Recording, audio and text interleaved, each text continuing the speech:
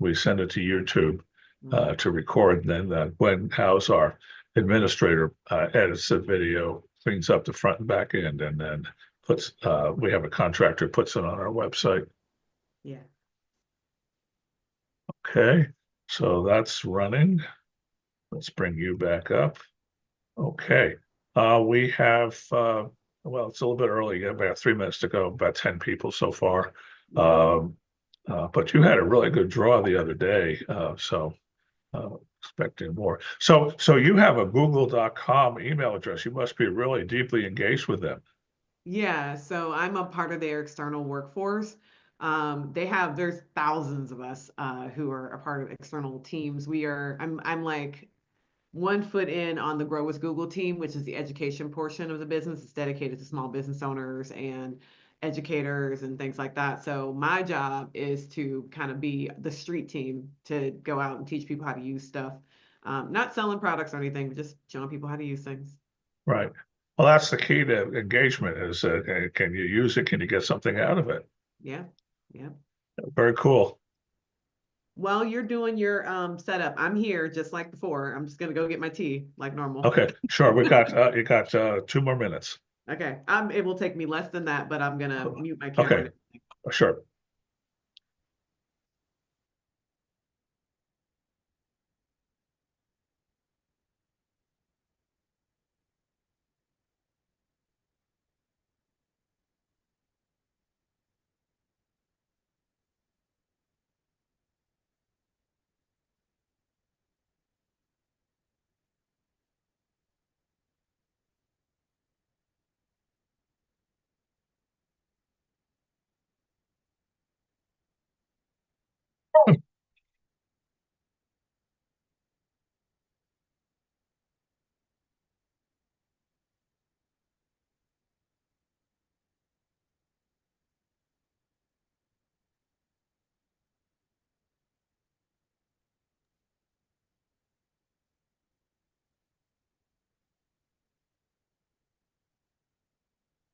I always do tea as a way to slow myself down.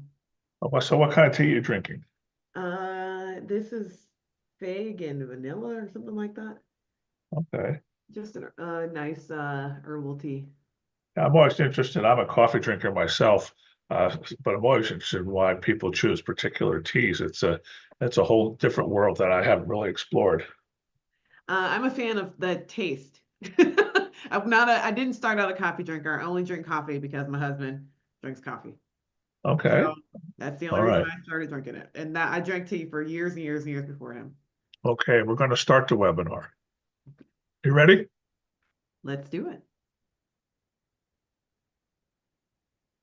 Good evening, everybody. This is SCORE Cleveland, and my name is Dan Yerman. I'm hosting. I'm with Lindsay Sims McKee, who's tonight's presenter. Before she gets going, there'll be a couple of brief words about SCORE. I'm going to share my screen and bring that up.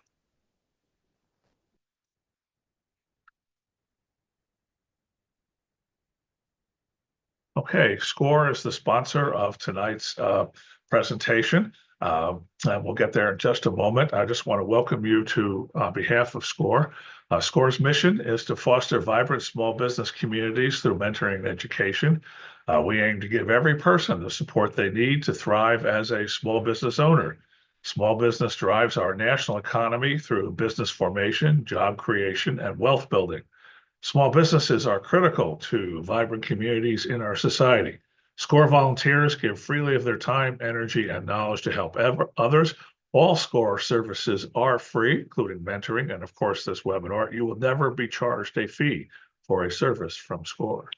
SCORE has the largest network of free volunteers in the nation. There are more than 10,000 SCORE mentors across the country in more than 200 chapters. There are 8 chapters in Ohio, and in Cleveland, there are more than 90 people who are SCORE mentors. And last year, we had over 6,000 mentor sessions with people in the 7-county region that we serve, which runs from Sandusky on the west to Erie on the east. SCORE is open to everyone. We make no distinction. If you are a small business owner or are thinking about having a small business, come see us here at SCORE. This is our website. So when you go to score.org, make sure you say score.org. Otherwise, you'll wind up with sports statistics. You'll get Cleveland Guardians. Of course, not their season yet, but they'll be back. But this is the Score website. And if you see this, you know you're in the right place. Our services are free, as I mentioned. I would be remiss if I did not tell you that Score is supported in part by the U.S. Small Business Administration, and we work closely with them because they provide loans to small businesses, and we help Score clients get themselves ready to be able to access those loans if their businesses qualify. I'd like to thank also our clients, which includes Cleveland Neighborhood Progress, Truax Law, Growth Capital, PNC Bank, Key Bank, Community Foundation, Lorraine County, Comstar Credit Union, and Wells Fargo. Now, if you'd like to point your cell phone, if you're not just using your cell phone to see this, but if you have a cell phone available, just bring up the camera, point it at this QR code, and you will see on your phone a web link which will take you to Score. So hit that and bookmark it. And after this is over, you can go right to the Score website because you'll have that handy. And with that, I'm going to stop sharing and I'm going to turn this over to Lindsay, who will take it from here. Hello, everyone. So it is good to see everyone again. We did this a couple of weeks ago, so I think some of you are familiar names, people who I've seen before. But it doesn't matter how familiar I think your name is. I want you to engage because this is how Lindsay rolls. So I'm Lindsay. I'm going to introduce myself in a second when I actually share my slides and everything. But before that or during that, I would love for you guys to go ahead and in the chat tell me who you are, where you're from, like where your business is from and things like that, so that we can go ahead and get to know each other. You guys can get to know each other, I can get to know you, and then we can have a much better conversation about this topic. Now, I say this topic very much so on purpose because this is one of those topics that I think people know what the topic is, which is make your business more accessible. But the reality is, we're going to talk a lot about websites. And so hopefully, you all have websites and you're excited about getting your website started if you haven't already gotten it started, because what we're going to be doing today is actually talking a lot about how to make your website more accessible, and then how to make a lot of the other things in your business more accessible. So yes, thank you for putting your information in the chat. We love it. Yeah, tell me who you are, where you're from. And if you have a business like Paradise Cakes, let me know so that I can know where your business is. It looks like we got a lot of locals today. We got people from Canton and Chagrin Falls and Maple Heights. And so exciting stuff. It's good to see you guys. Okay. So we got a lot of stuff to cover today. And if any of you are brave, then we might also take a look at some of your websites. Okay. So when I say brave, I mean, I'm here for you. So if you are brave enough to look, I'm brave enough to look, we can go ahead and review some of your websites and actually talk about how to make changes like right now that are actually going to make your website more accessible to basically anybody who's coming to it. So let's get started. I'm Lindsay. Hi, it's nice to meet you. That's what my hair looks like when it's longer. So it's still me. And I run a business called Certified Marketing Pro. I am in transition right now. Every time I say the words, I'm in transition right now, I feel like I'm just like lying. It's not, it's true. I am in transition. I am moving from my old brand, which is predictable results marketing, to the new brand, and I'm just dragging my feet, y'all. I need one of y'all to hold me accountable. I need somebody to find me on LinkedIn and be like, but Lindsay, where is Certified Marketing Pro? You said you were going to launch that in January, and it's January 16th. Like, I need that. I need that from you guys. So that, because y'all know how hard it is when you're doing a brand transition. I have everything. I have logos. I have all the stuff. I don't have any elements that I don't need. I'm just dragging my feet. And I am also a part of the Google external workforce. So if you want to email me, the best way to reach me is at that Google email address. Yes, I am slow to respond to email, but that's because I work 3 jobs. So if you email me, wait a week, you'll hear back from me, I promise. But other than that, that's me. I have, like I said, a many hats person, if you've heard of me before, because I do Score workshops, or because I do workshops with Tri-C, or because I do workshops with any number of other places. Like I said, I work at a university here in Northeast Ohio. So I'm happy to, just be your neighborhood person who tells you about things in the internet. That's like my job. Okay, so in today's workshop, we're going to talk a little bit about accessibility. Now, this topic, again, is not what most people think it is. So we're not going to be talking about accessibility in the sense of, specific physical accessibility. We're actually going to be talking a lot about internet accessibility and how to make sure that the stuff that you're doing in the web is actually more accessible. There are laws related to these things. They are not super horribly strict, meaning there's not like a third party that enforces them, but occasionally there are people who run into challenges on your website and who will potentially sue you for not being able to use your website for one reason or another. So this is not to scare you, but it's to say there are reasons why we want to care about these things, not just because we want to care about humans, which is very important, but also because there are some laws that we might run into problems with if we are not actually doing some of these things. So let's jump into it. One is accessibility. Accessibility is the ability for someone who is differently able to actually navigate your environment. So that is your, whatever it is, to understand what it is you're doing, to navigate, to interact with the products, services, and tools that you offer, right? And to let your website and your business be actually accessible to assistive technology. So that is, again, there's lots of tools out there. We're going to talk about a few of them, but having your business be something where people can actually use an assistive technology to read your website or use an assistive technology to see your website. So there's all sorts of interesting things there that we can do to make that more possible. Now, if you've just shown up, make sure that you put your name and your business in the chat because we want to get to know you. I know there's a few people who just arrived. Okay. So why accessibility?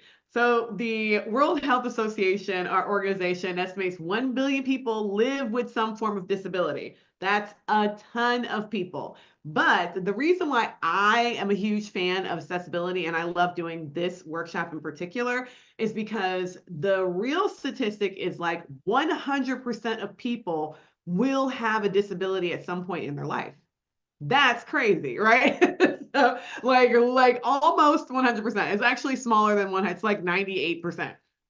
But nearly 100% of people are going to have some disability at some point in your life. So whether that is you are temporarily disabled because you broke a leg or an arm, or you have a retina detach and you have an eye patch and you can only see out of one eye, or you have laser surgery and you can't see for a week, whatever the thing is, right? There are like a lot of people, the majority of people will experience some level of disability at some point in their lives. One of my favorite ways to get people to realize what I mean by that, like tons of people, is that pregnancy is not considered a disability. But if you've ever asked a pregnant person how they navigate the world, and there's points at which, especially nearing the end of your pregnancy, that basically the environment that you live in is toxic. Like you can't do anything. You can't put your shoes on. You can't do anything because there's a lot of things that are just an impediment to navigating the world. So even though, again, I'm not, pregnancy is just a funny way of thinking about disability differently, but it is one of those things that like a lot of people experience. And then some people actually do get a disability from being pregnant, like temporarily. That is a whole other medical issue that a lot of people don't realize. So that is something that, again, we need to be thinking about, is that it's not something that is just an other people problem. It is something that all of us are going to face. And so why not think about it proactively, right? Like that's the big thing, being proactive. So if we're thinking about it proactively, there's this term called universal design.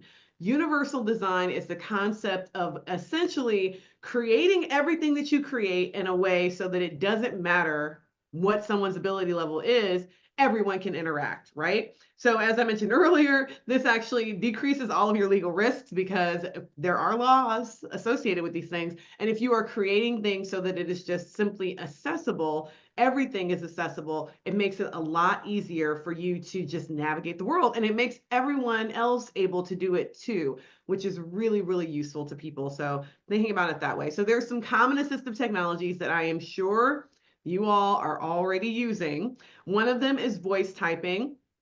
And if any of you are using AI right now, most AI now have the ability for you to use a voice interface, meaning that you can talk to the AI and it can talk back to you. But that is a voice typing. Or if you use Google Docs, which I'm a huge fan, of course, of Google Docs, it's the Google Workshop, but Google Docs has the ability for you to voice type into your Google Doc. So let me show you that real quick. That's one of those things that I said I'm a huge fan of show and tell. Y'all, I am a huge fan of show and tell. So let's go into docs.google.com right quick.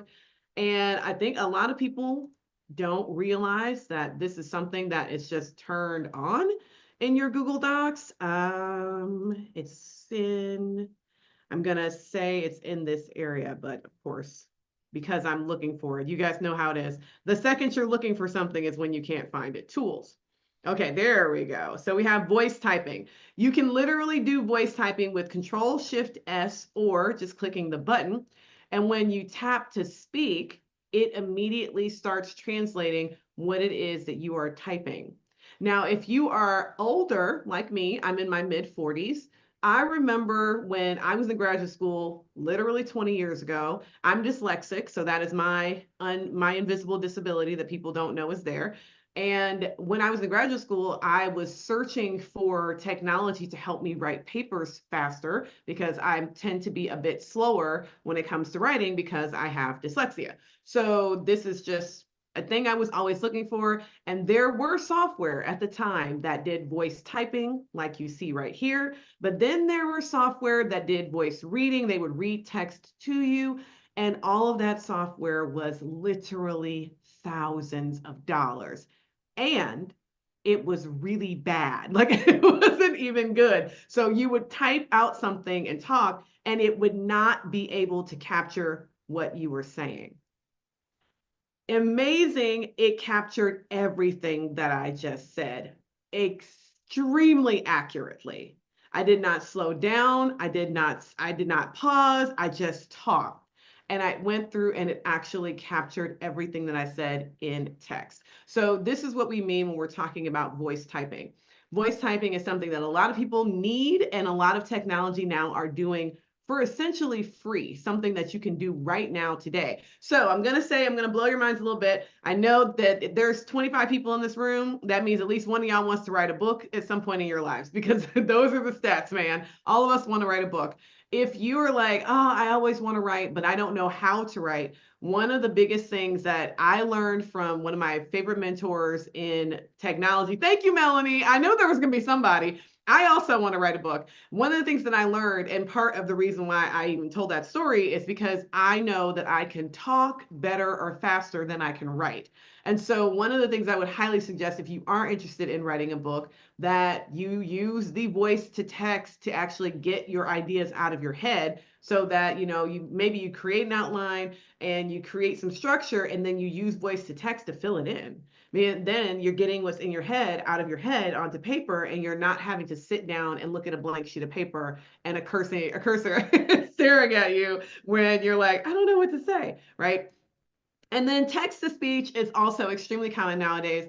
You guys are using it on a regular basis. Whenever you're asking Siri, I can't say her name because she'll activate on your phones, or Alexa, if you're asking her questions, or if you're asking Google questions to your phone, usually the answers that they are providing are some version of text to speak. So they are reading a website to you. They are, if you guys didn't realize that you could do this, almost all of our phones can do this right now. So if you look up a recipe and you are doing the recipe and you put your phone down and it's like goes, you know how your phone goes dark after a few minutes and you're trying to get the recipe back, you can ask your phone to just read the recipe to you.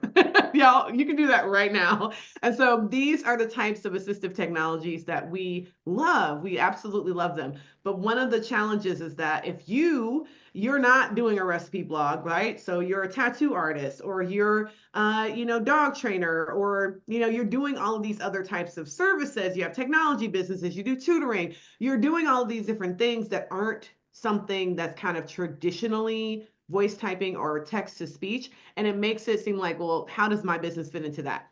So we're going to talk about how your businesses kind of apply in this context of universal design and what we can do to make sure that all of us are doing the right thing so that when someone wants to be hands-free and essentially, visit our website or get information about our business, that we actually show up as the answer and our websites are visible, air quotes, visible to them when they're using that technology. That's something that a lot of people don't realize you can do immediately. Is that we can make our websites visible using some simple things, right? So there are 7 things on this slide here that we're going to talk about you can do today. They are all very easy, very simple, stripped down things that we can all do. First, image descriptions, alt text, color contrast. Those 3 things are so easy to do. So that means if you are, we'll go through it. I'm not going to tell you what they are. We'll go through it in a second.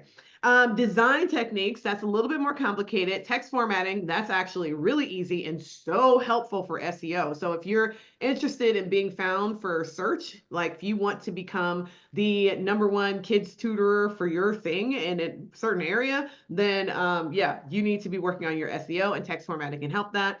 And then text links and then video captioning. So we're going to talk about all of those different things and how they can work for your businesses. So y'all know I like to do some activities while we're chatting. And if you're new to the room, make sure you put in the chat who you are, where your business is, what your business is, because we all want to get to know each other. So in the chat, how would you describe this image? Give me words. What words would you use if you were going to describe this image? Go ahead and drop it in the chat.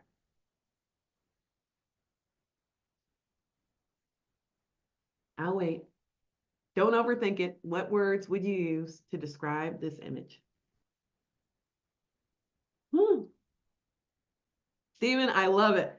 It's funny because I am drinking a cup of delicious tea, not coffee. I'm not drinking. Yep, simple and clear. Dark liquid. Amber, that's smarter because it could be tea. We don't know.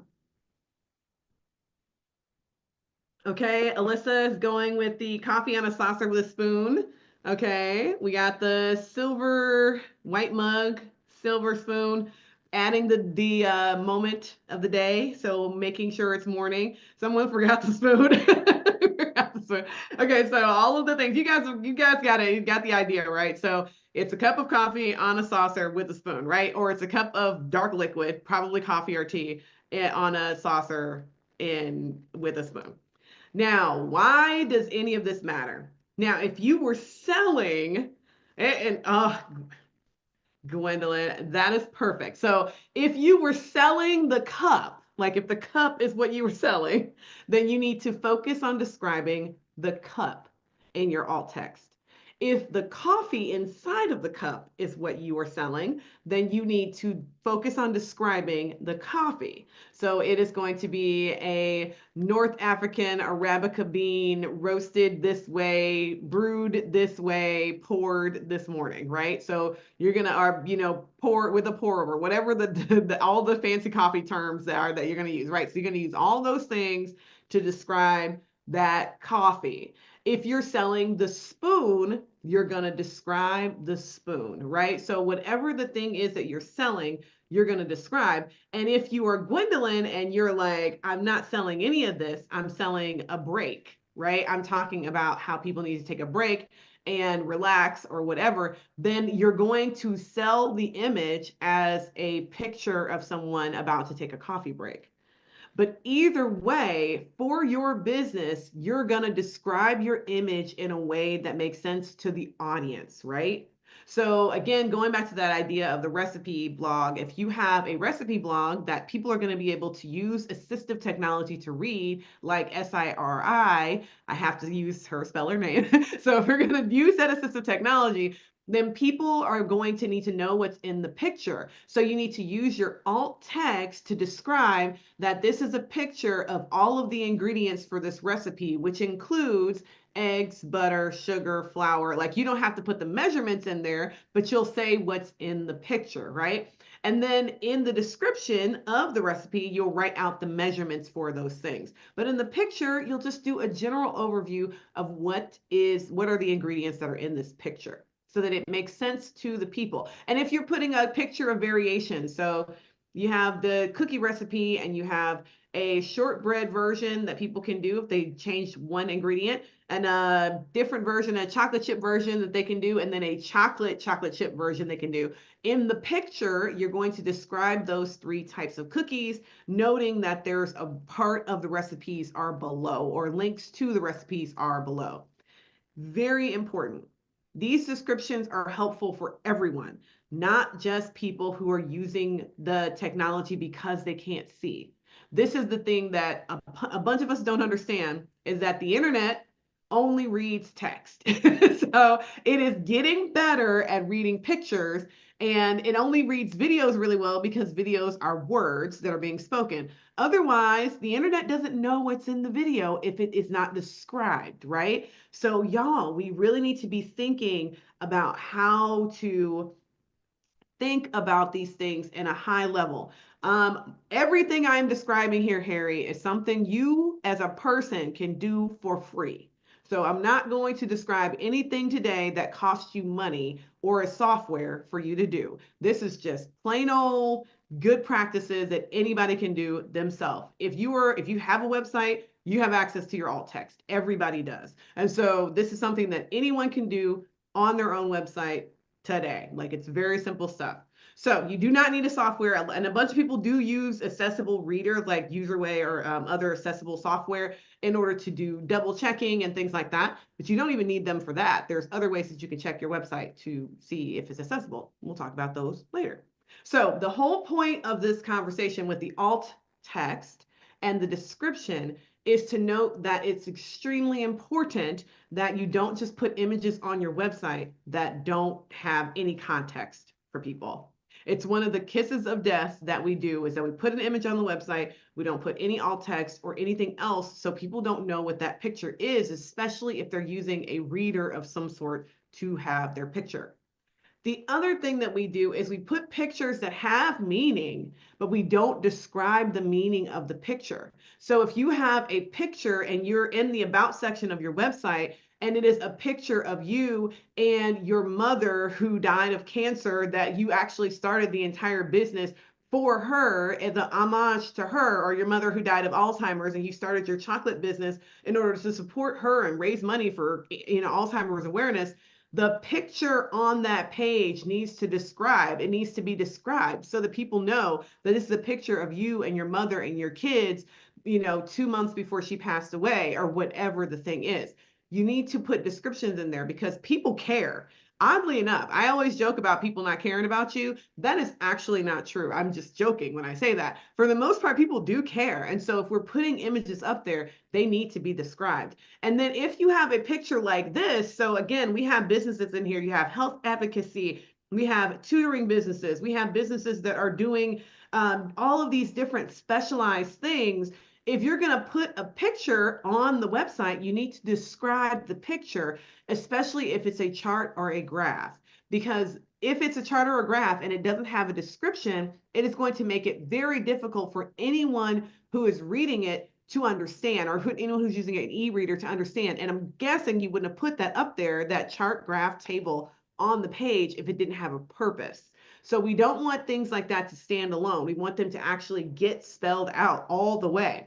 And you can do this with a caption. So you don't have to do this with your alt text. You actually want this to be visible on the page. The other reason why we want things to be visible on the page is because we do also have people with lots of neurodiversity. So you're thinking, okay, well, is this about people who are blind or people who are, have a physical disability of that sort? And it does not have to be that. It could just be people like me who are dyslexic. Dyslexic people are everywhere, and you can't tell us from the next person next to us. And it is very difficult for some dyslexic people to read graphs. It is one of the biggest challenges in my life, is that I am dyslexic. I have learned to overcome a lot of it written. Like, I'm really good at writing now. I'm much better at it than I was before. But I have the biggest challenges on the planet with math related things, because I can't automatically tell when it's correct or when it's not correct, like you can, right? Like, my brain flips things around and I can't always see it, unsee it. Like, I can tell when a word is spelled wrong, because I know what it's supposed to look like, but I don't always know what numbers and graphs are supposed to look like. I actually created an entire project when I was starting my business with like presentations and all this stuff, and my graphs were all backwards. And like all of them, literally, they went in the reverse direction. And I didn't notice it at all until after I got done doing this huge pitch. And the guy and he was like a mentor of mine. He pulled me aside and he was like, Lindsay, your graphs are supposed to go in the other direction. And I was like, what? And so just don't take for granted that people know stuff. Like, I mean, it's not just know stuff, but like that they understand, right? You might be teaching something to moms, but you can't expect for moms to know how to read a graph. You shouldn't expect that. Instead, you should just tell them what the information is so that they don't have to interpret it for themselves, right? It just makes it a lot easier. Now, I mentioned the concept of color and contrast. This is another one where a ton of people are affected by this and we don't ever think about it. I mean, in this room, again, 27, 28 people, there are probably at least one person who's colorblind. Color blindness is extraordinarily common. It is a very common thing. It's more common than redheadedness. Redheadedness is one of the least common things that you'll find on the planet. And this and like other not again neuro non-typical things like being colorblind are way more common than we realize. Like I don't know if it's one in like 20 people is colorblind. It's something crazy like that. It's a much bigger number of people than you think. And the problem and color blindness is a spectrum. On top of that, it's not like you are colorblind or you're not. Like there's a whole set of degrees of color blindness. There's tough like types of color blindness. It's very different. So if you are creating any sort of image that has text on it, which of course most of our websites are going to be full of images that have text on them, how are people who are colorblind supposed to read them if you're putting them in low contrast, like a pink word on a red background? That is very, very difficult for someone who has color blindness to read. Or if someone is red, green, colorblind, and you're using that color combination on your website, they won't be able to read anything on your website at all because they won't be able to tell the difference between those colors even a little bit. And so when you're thinking about designing your websites and you're thinking about putting your content out there, whether it's a PDF or anything, if it is a physical a thing that someone's going to need to read, think about the contrast. As much as it might just make your heart happy to put these beautiful colors on everything, you might want to make sure that at least some portion of the text on the page that has that exact same words, but in black and white. Like exact same thing, but in a way that is extremely readable for anyone, regardless of what their different reading abilities are or their different neurodivergences are, right? Like we all have these things and we just don't think about them. Often we don't think about it if we are not the one with the thing. Like if we're not colorblind, you can have your husband could be colorblind and you don't ever think about it at all until he runs into something he can't understand or read, or he wears some crazy outfit one day. And then you're like, oh yeah, that's right, I forgot you were colorblind. Like we don't think about it. But as business owners, we have to. We have to be thinking about these things when we're building out our website. Now, it's not just that. We have to also think about thickness and patterns and, you know, Amber's like, this happened to me. I'm glad you guys know what I'm talking about. Like, I forgot you were colorblind. But we need to be thinking about all of the different ways that colors and patterns and things show up on our websites.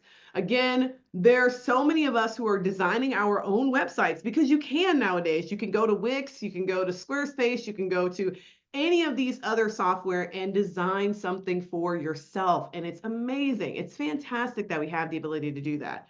But with that ability comes a lot of responsibility because with that ability, that means that we can do things that a designer would never do. Like there are, again, certain words should be bigger than others. Lines should be thicker than others. Some patterns should not be used at all on your website because they just make things a lot harder to read. But since we're doing a lot of this stuff ourselves, our first websites and things, and sometimes all of our websites, like I am still to this day designing my own websites because I'm actually pretty good at it. And so there's no reason for me not to at this point. But even still, like all of us need to be conscious of all of these things like contrast and brightness, just to make sure that we understand that there are people who are looking at things in gray and not just in color. right? So if something is really important, you need to make sure that you are differentiating it in more than just color, that there's some other way that you are making sure that this is like clear to everyone that these things are important, making it bigger, making the weight of the font heavier, making it bold, in some sort of way, because not color isn't your only way of indicating a difference. And I promise you, y'all think that it is. You're like, oh, well, that hyperlink is a different color. And so clearly everyone knows that it's a hyperlink. I don't need to put the underline under it. Well, yeah, except for that people who are colorblind or who are using an assistive device won't be able to tell that that is a hyperlink unless you put the line under it, letting people know that it's hyperlink, right? Like you have to be very specific because otherwise not everyone's going to know. And that color difference isn't going to be visible for everyone. Now, this one's a huge one. Text formatting and headers. You guys have no idea. This is one of those things with like all of our websites, that if you did this better, it's not just assistive technology that's going to change. It is everything about your SEO. So your search engine optimization changes significantly if you do this right. I want you to think in order of hierarchy. So I always ask for participation. I'm gonna ask for y'all to participate. So what I want to know is from you, give me the 5 most important words that people need to know about your business. So we train dogs, we help elementary school kids. Like, what are the 5 words that are the most important things? Put them in the chat. Put those 5 words in the chat. And then we're going to talk about why I want to know what those 5 words are. Okay, so put them in the chat. Now let's talk about your websites, because I review websites all the time. I do it at least 3 times a year with my Goldman Sachs 10,000 Small Businesses program, where we go through and I look at the websites of every person in the room, all 30 to 40 people, and the amount of times their websites don't even have the words on there. I literally had a website for a person who their entire job was grant writing. Grant writing. They wrote grants. And nowhere on their homepage did it say grant writing. Like nowhere, not one spot on their homepage did it say grant writing. And then I have people who, there was a woman who had a plant store, where you could literally come in. It was an in-person plant store. And like nowhere on her homepage did it say plant store in Akron. There we go. So we got art and tattoo, custom created. I love that. Cultivating communities, professional, detailed, reliable. So you guys got words. You got words. You got words. So what I want us to be thinking about is, where do those words go? Not just what are the words, but where do the words go? If you had to close your eyes and not look at anything on your website, no pictures, if there was not a single element at all except for text, what should your website say and in what order? If everyone could do that, that would be the biggest change to your websites on the planet, and it would help so much with assistive technology. The most important words should be first and should be biggest. The next most important word should be next and should be a little bit smaller. And then the next most important word should be a lot smaller and third. The reality is, often you guys put your pretty words first. So you put the words that don't mean anything to the customer, so they won't be able to know anything when they read it. So if I came to, I'm going to use Clarissa as an example because it's a really good example, Clarissa. If I closed my eyes and clicked the button and landed on your website and all I heard was professional, detailed, and reliable, those were the first 3 words I heard, I would have no idea what you do for a living. I would not know what that website was for.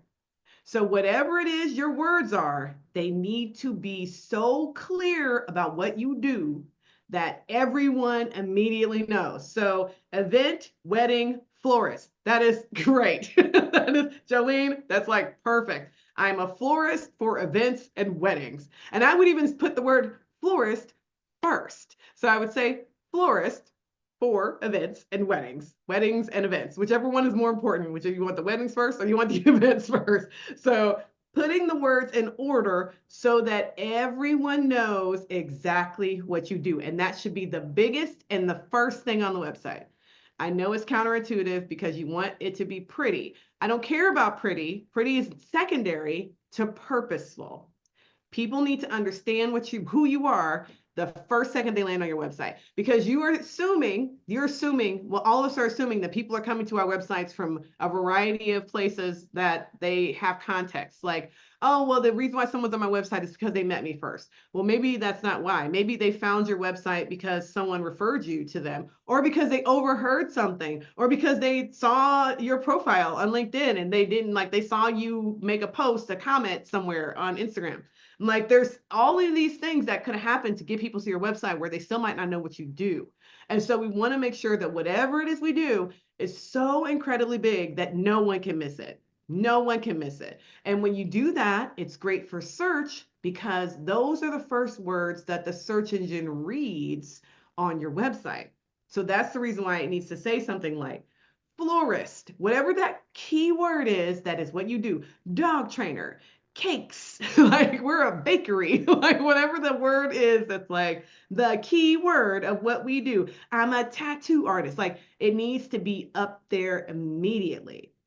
The first thing, native and complementary plants. Like, we need to be, and if it is, depending on the type of plant shop, is it a flower shop, plant shop, plants for home, house plants, whatever it is, be as specific as possible, because those words matter a lot, y'all. It matters a lot. Now, I mentioned already the concept of getting links to work, right? Oh, Lazaro, I love that. Cakes for all occasions. You got it. That's it. That's your answer. Okay. If you don't have that, change that to be the top of your website. Cakes for all occasions. Okay. So the detailed links. This is your next best thing that you can do, again, yourself. All of the things we're talking about are things that you do not need technology. You don't need someone else to do it. You can do this yourself. If you have a link to something in your website, in an email, in a PDF or text, it needs to describe the thing. So here it says, visit the Grow with Google homepage. It is underlined, so it's clear that it's a hyperlink for free training tools and resources, versus visit this link for free training tools and resources. This is a weirdly obvious one because as soon as you see the better version, you're like, oh, well, sure, of course, visit the homepage. That gives you exactly, that tells you where you're going, right? So we all need to do that. We all need to put on our websites, when we're putting a hyperlink to somewhere else on a page, instead of saying, click this link, we should say, visit our contact us page to learn fill in the blank thing with a link to the contact us page. Visit the about section of our website to learn about our team, instead of click here to learn about our team, or click here to learn more about fill in the blank thing. No, visit this page on our website. Because why? Because goodness, again, SEO, it's not just for assistive. This is also really great for search engine optimization.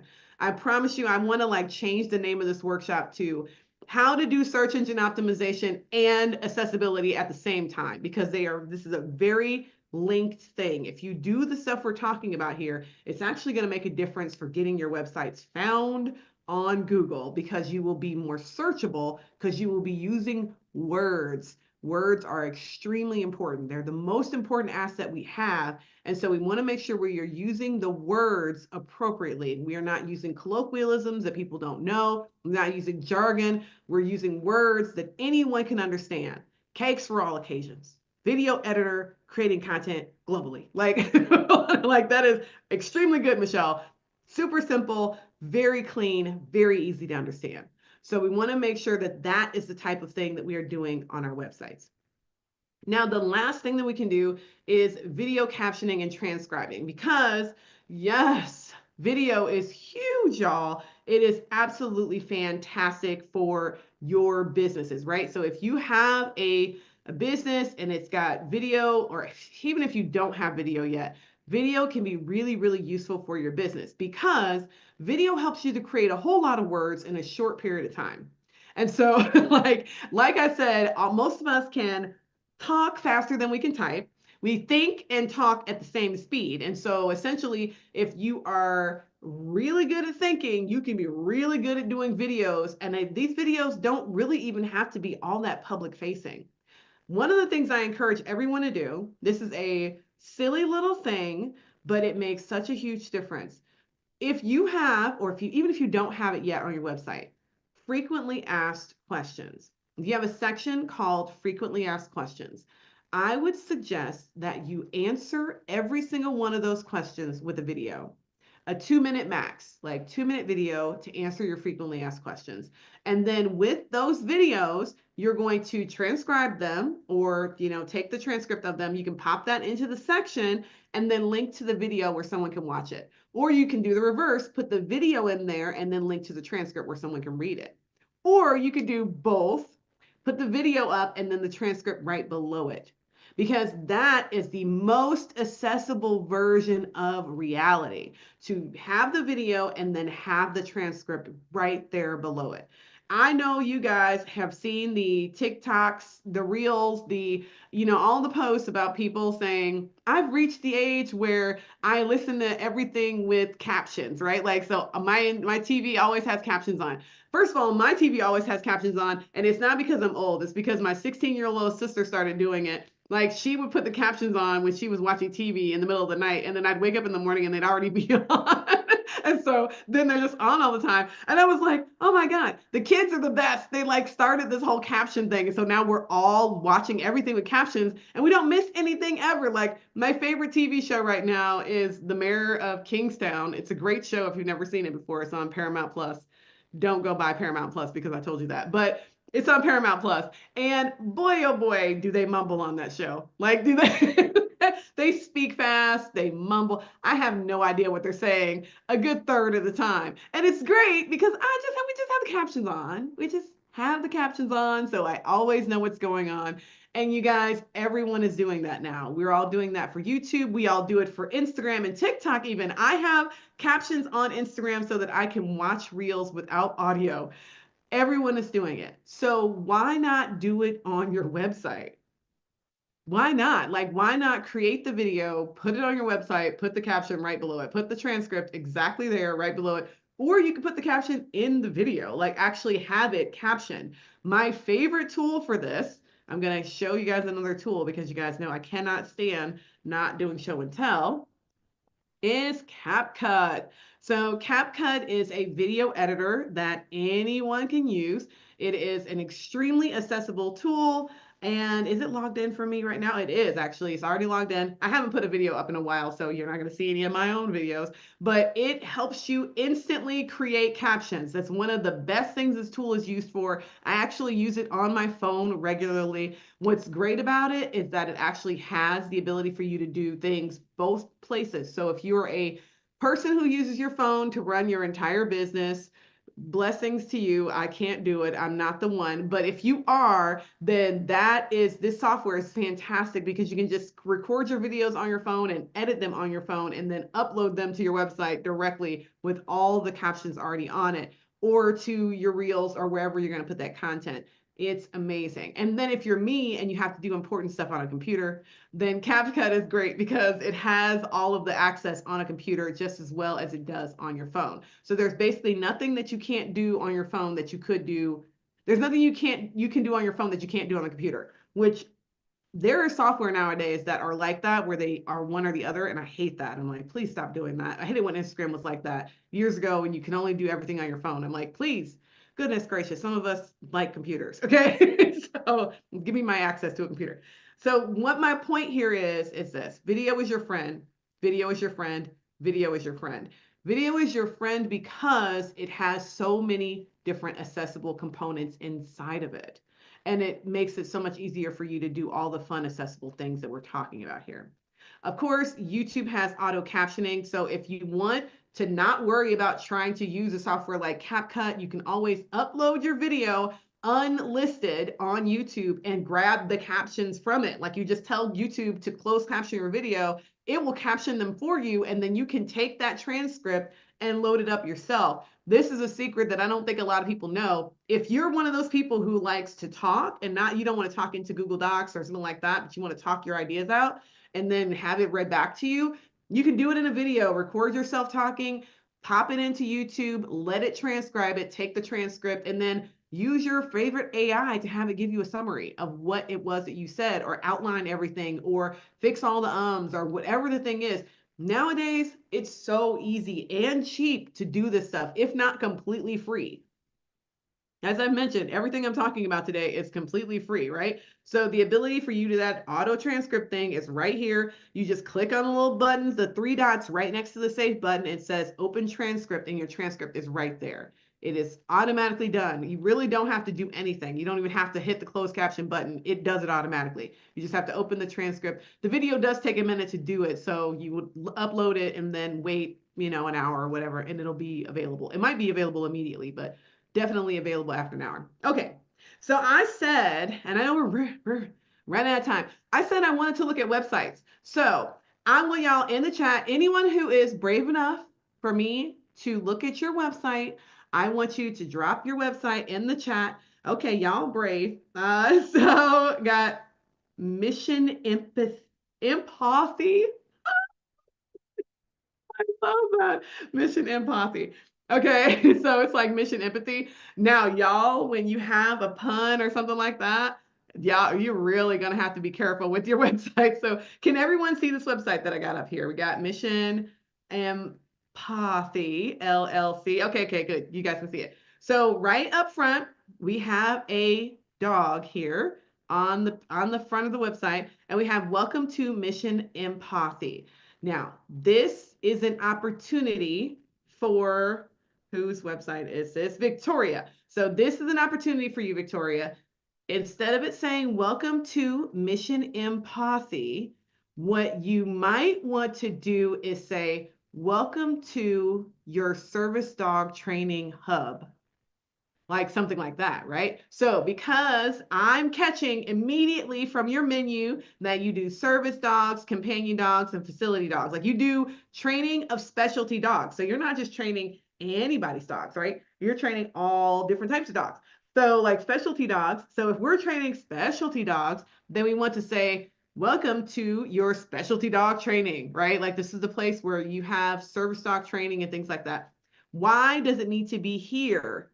It needs to be here because this is the first thing the internet reads on your website.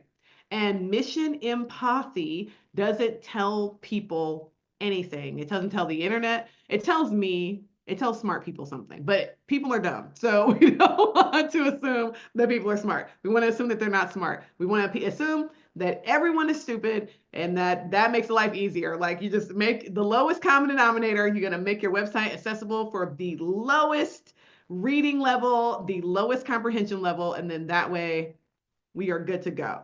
So we're going to make that statement something a little bit more easy for people to understand.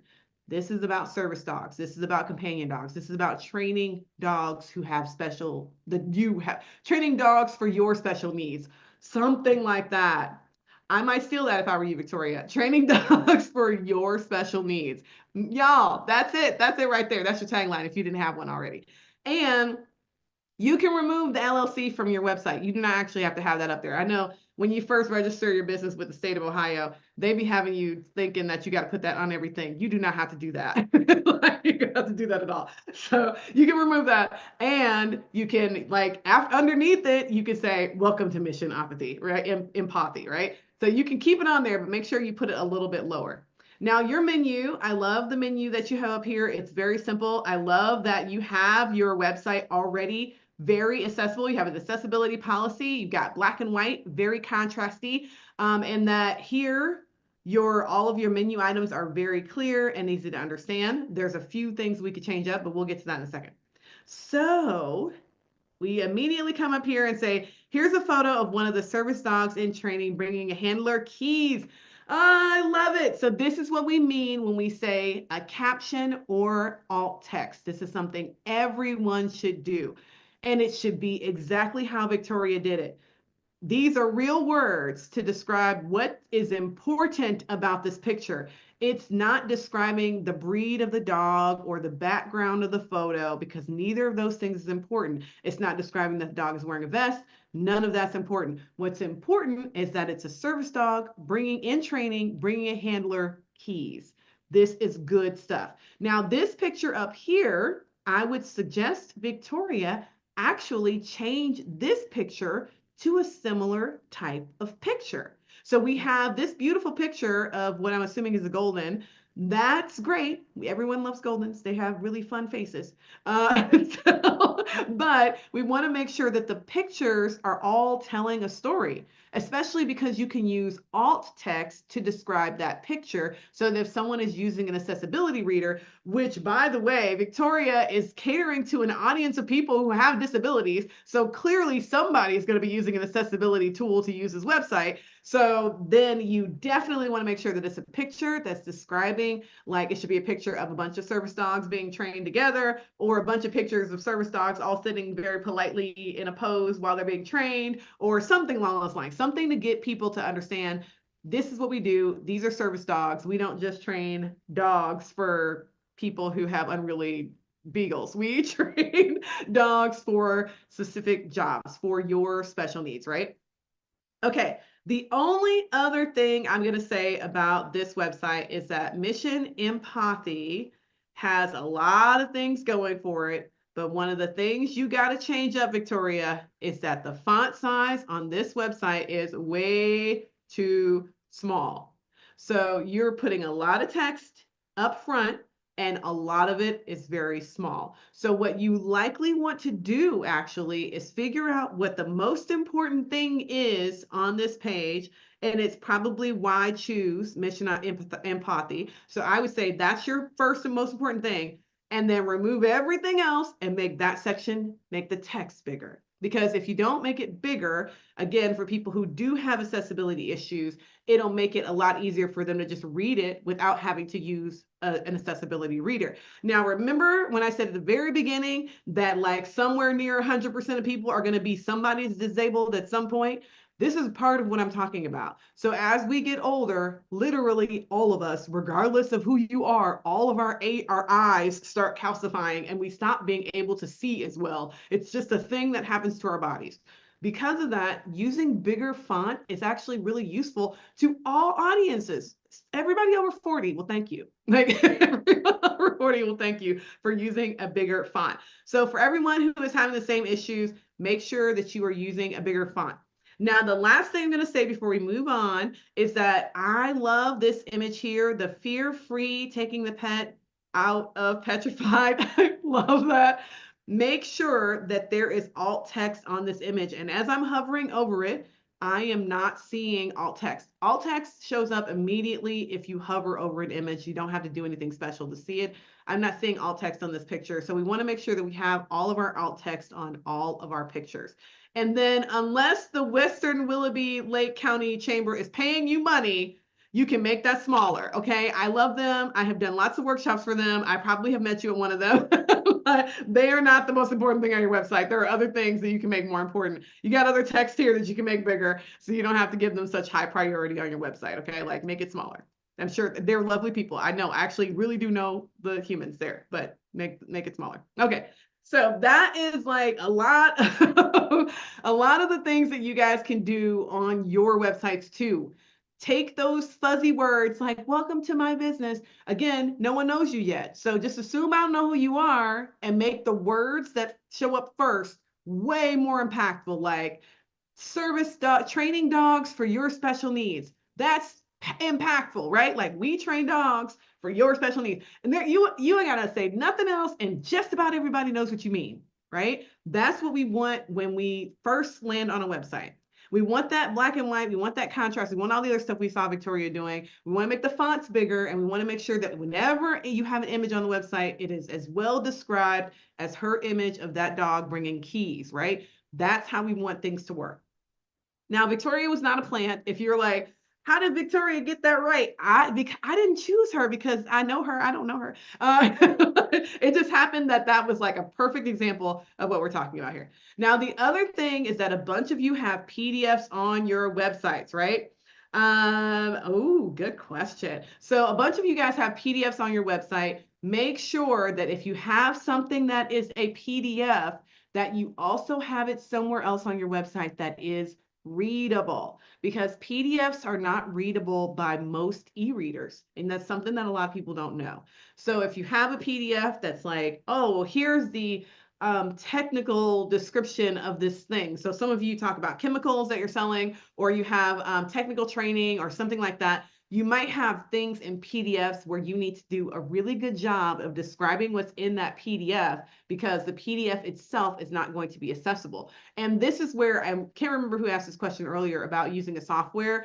This is where, again, a software is supposed to help you, but sometimes they don't. So you also want to make sure that you put a note on your website, like the accessibility policy that we saw Victoria have, that says, if there's something on this website that you cannot read, contact us at this location and we will get you that information in an accessible format. So if you do have PDFs, make sure you have a clear policy on your website that says, if you cannot read this, if there's something you want to watch or something you want to see that's on my website and you can't access it, then please reach out to us and we will get you that information. So give them an email or phone number, and make sure all of that is in text, not on an image. Okay.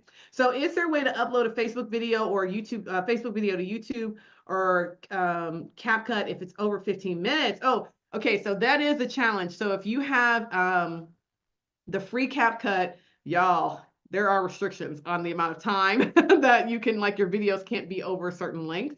That is a challenge. And with YouTube, though, the opposite land, YouTube doesn't have any requirements for how long your video is. You can upload a video that's 24 hours long and YouTube will take it. So if you want a caption of something, YouTube is a really good place to get it. And then loading that caption up using a software. There are several software out there that are paid, but honestly, CapCut is the best one and it's really cheap. So if you're going to use it and try to do videos that are longer, it's really one of the best ones. So I'm not going to go over email accessibility. A lot of the rules are exactly the same. Be mindful. People are reading things using e-readers, including your emails. So making sure that if you're using email newsletters to reach out to people, that you're not using a lot of images, because people cannot always see those images. They don't always get translated by the email software. Always use captions, always do the stuff that we're talking about, and do not overuse hyperlinks. It's like the kiss of death in an email is to have 80 million links taking people everywhere. Don't do it. It makes it really difficult. And then a visual cues. Again, don't say this is blue and so it's important. Make sure something is bolded or the text is bigger, and that's how we know it's important. Okay. We don't want to just assume that people can read the stuff. Y'all, that was a lot of information. Okay, be inclusive. That's my last point. Don't pretend that you, whoever the you are, is the norm. There are so many other norms. Like, if I didn't tell you I was dyslexic, you wouldn't know. I tell people because they go, oh, anyone can be dyslexic, including my professor. Right? Like, anyone can be colorblind, anyone can be any number of things. And so we want to make sure that we're trying to be as inclusive as possible with all of our websites and things like that. Okay. Now, before I let y'all go, because I know we got like a minute and a half, I want to know in the chat, what did you learn today? So tell me what you learned. And if there's something you're going to go change right now, what is it going to be? You're welcome, Amber. If there's something you're going to change, what is it going to be? Put it in the chat. Go ahead. You got 30 seconds. Don't let that be a thing to stop you, though. Go ahead. Put it in the chat. Add alt text. Thank you, Stanya. That is a good one. Please, y'all, add alt text to your website. Improve adding video. Danielle, that's a great idea. Okay, Melissa. Yes, do my frequently asked questions thing. That is something that a lot of people could do that just don't know that they could do it. You guys are so welcome. I appreciate it. Yes, SEO and all of this accessibility stuff go hand in hand. So this is currently live on the YouTube channel. So if you're wondering about the recording, you can actually go over to the SCORE YouTube channel. Go over to youtube.com/SCORE volunteers, SCORE CLE, I think it's volunteers, and you'll get straight to the website for, or the page for SCORE. Thank you. You guys are so awesome. The 5 words. Good. You guys got a lot out of this. Okay. I'm going to stop sharing. Do you have any last words for us, Dan? Thank you very much, Lindsay, for a wonderful presentation. The recording will be on the website early next week. It takes a couple of days for a contractor to get to it and get it up. So it won't be tomorrow, but if you check back this time next week, I promise you it will be there. Thank you so much again, Lindsay. Thank you, everybody, for attending. Everybody stay warm with this weather, and we'll see you next time. Bye-bye now. Bye, everyone.